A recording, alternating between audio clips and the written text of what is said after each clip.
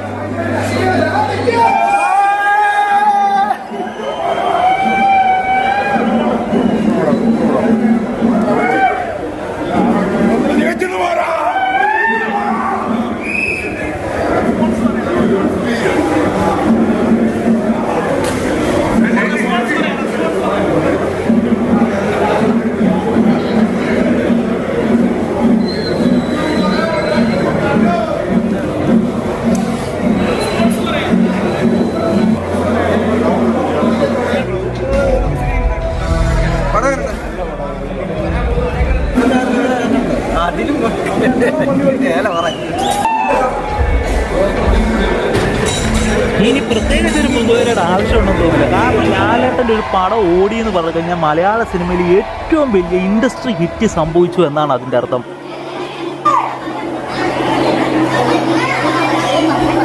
കണ്ടറിഞ്ഞവർക്കൊക്കെ ഒന്ന് മാത്രമേ പറയുള്ളൂ, സൂപ്പർ. അങ്ങനെ മലയാള സിനിമയിലെ ഏറ്റവും വലിയ ഹിറ്റ് ഇവിടെ സംഭവിച്ചിരിക്കുകയാണ്. സിനിമയുടെ ആദ്യ പ്രതികരണം സൂപ്പർ എന്നുള്ള റിവ്യൂ കിട്ടിയപ്പോൾ മുതൽ തിയേറ്ററിന്റെ പരിസരമാകെ പൂരപ്പറമ്പാകാൻ തുടങ്ങി. നോക്കിയ ചെണ്ടമേളം തെയ്യം പൂക്കാവടി എല്ലാം കൂടെ അങ്ങ് ഇളകി തുള്ളി ആരാധകരെല്ലാം കൂടെ ഇളകി മറിഞ്ഞ തിയേറ്റർ മുഴുവൻ ഒരു ഉത്സവ പ്രതീതി.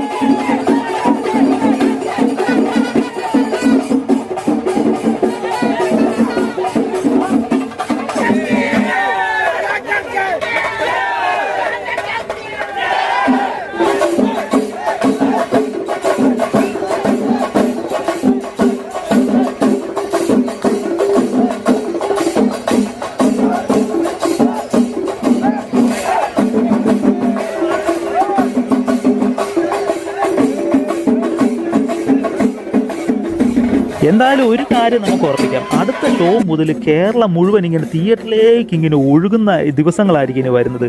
പെരുന്നാൾ വരുന്നു, ഈസ്റ്റർ വരുന്നു, അവധിക്കാലം വരുന്നു. ഇതൊക്കെ ഇനി എമ്പുരാൻ്റെ കൂടെയായിരിക്കും ഇനി അടിച്ചു പൊളിക്കാൻ പോകുന്നത് കേരള ജനത.